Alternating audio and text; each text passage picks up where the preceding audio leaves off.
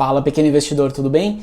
Nesse vídeo aqui de hoje eu vou te contar como que eu consegui chegar em um grande objetivo pessoal que eu tinha colocado para mim mesmo, que era alcançar a marca de R$ 1.000 de dividendos por mês. E além disso, eu vou te falar também um pouco de quais foram os principais ativos que me geraram renda, principalmente aqui nesse ano de 2021, e como que está a minha composição de dividendos entre fundos imobiliários e ações. Primeiro ponto muito importante que eu preciso te falar. A gente precisa ter um objetivo. No meu caso, o objetivo que eu havia colocado para mim mesmo eram R$ 1.000 de dividendos por mês. Você pode ter um outro objetivo e tá tudo certo. Agora, é muito importante que você tenha definido e tenha clareza de qual que é esse objetivo. Senão, você não tem nem ideia para onde ir. Você não sabe se você pega a direita ou se você pega a esquerda. Então, ter um objetivo é o começo de tudo. E aqui vai ficar minha primeira pergunta para você. Você já definiu qual é o seu principal objetivo nos seus investimentos? Se você ainda não fez, faça agora e já anote. Esse é o primeiro passo para você chegar lá. O segundo ponto muito importante é, depois de definido o objetivo, você precisa ter um plano. Bom, de nada adianta você ter milhares de objetivos se você não tiver nenhuma ideia como que você vai fazer para chegar lá. Então você precisa definir agora um plano para que você consiga, alcançar esse objetivo. O meu objetivo era alcançar R$ 1.000 de renda passiva por mês. Qual que foi meu plano? Eu quis lá em 2017, eu comecei a construir esse objetivo e eu tracei um plano muito claro para mim, que era aproveitar a bolsa de valores para colocar o máximo possível de aportes que eu conseguisse fazer desde aquela época, seja em fundos imobiliários ou em ações, que iriam me gerar sim esta renda passiva que eu queria alcançar, que era o meu grande objetivo, e a partir disso tentar fazer o máximo possível de aportes. Por quê? No meu plano, eu tinha a meu favor a questão da idade e a questão do tempo. Então eu aproveitei a alta da bolsa que a gente teve nos últimos anos e também aproveitei a possibilidade, a minha capacidade de fazer aportes crescentes ao longo do tempo para conseguir ao máximo economizar dinheiro e aportar em bens, ações e fundos imobiliários, em ativos, para que eles conseguissem começar a gerar uma renda passiva maior para mim. Beleza? Então esse daqui era o meu plano para conseguir chegar no meu objetivo. E o terceiro ponto, não menos importante, colocar em prática. De nada adianta ter um objetivo e ter um plano se você não coloca nada em prática. Você deve conhecer um monte de gente aí que fica sonhando, fazendo milhares de planos, principalmente aí no final do ano, quando tem a mega da virada, e aí no final das contas a pessoa nunca coloca nada disso em prática. Portanto, coloque em prática o seu plano para que você chegue no seu objetivo. Beleza, dito tudo isso, qual que foi o meu foco então nesses aportes? Buscar por empresas resilientes, ou seja, empresas aí que em momentos de crise não fossem perder tanto o seu valor e ao mesmo tempo elas conseguissem continuar gerando receita e por consequência ter uma chance maior de entregar lucro ao acionista, para poder priorizar os meus aportes. E além disso, eu também, como meu grande objetivo era a renda passiva, priorizei aportar em empresas chamadas boas empresas aí pagadoras de dividendos, que acabam sendo empresas do setor de banco, do setor elétrico, do setor de saneamento e água, que são empresas aí com receitas mais previsíveis e recorrentes. E aí, dessa maneira, eu fui aumentando meus aportes nesse tipo de empresa. Além disso, uma outra maneira excelente para quem busca renda passiva é usar aí os investimentos em fundos imobiliários. Por quê? Fundos imobiliários, eles são historicamente menos voláteis do que a bolsa de valores, então em momentos de crise, quando a bolsa cai muito, eles caem, mas caem menos, do mesmo jeito que quando a bolsa sobe muito, eles sobem menos.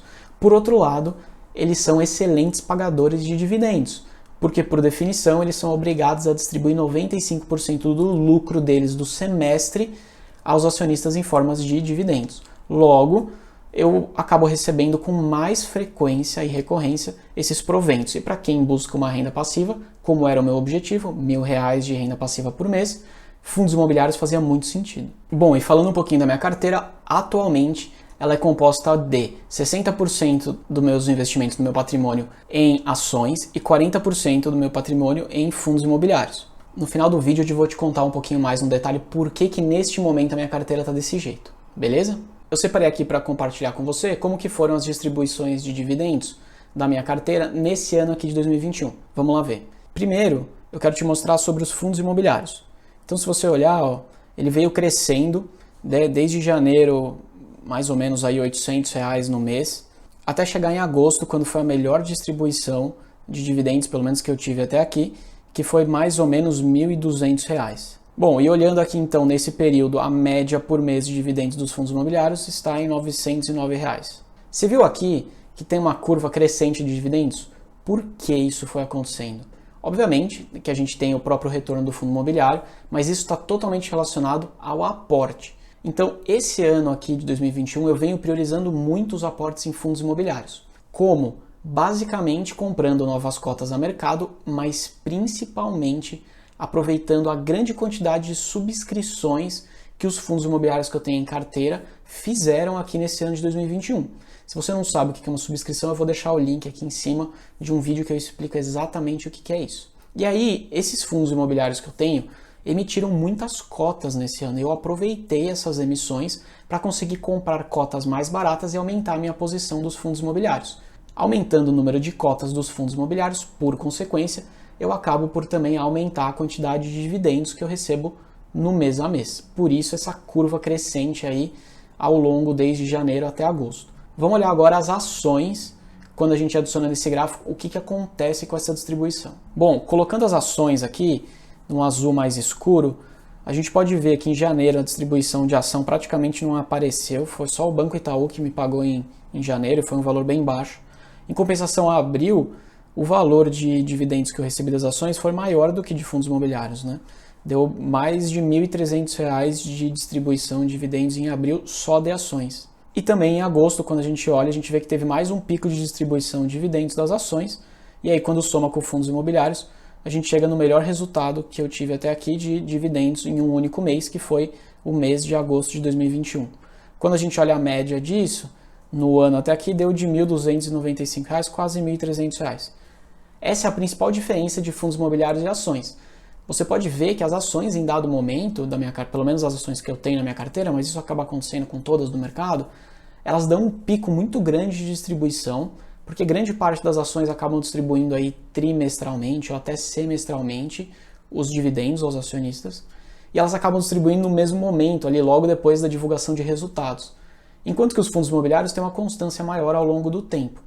Por isso que os fundos e as ações acabam tendo essa diferença na dinâmica.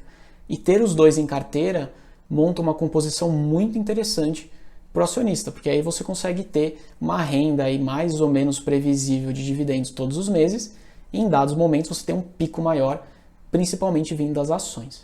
E falando desse pico que eu tive de recebimento em abril, a ação que mais me pagou dividendos naquele mês foi a CESP, uma empresa aí de energia elétrica que eu particularmente gosto bastante, é uma small cap do segmento, e ela distribuiu proventos excelentes, me deu aí mais de R$1.300 de dividendos só naquele mês.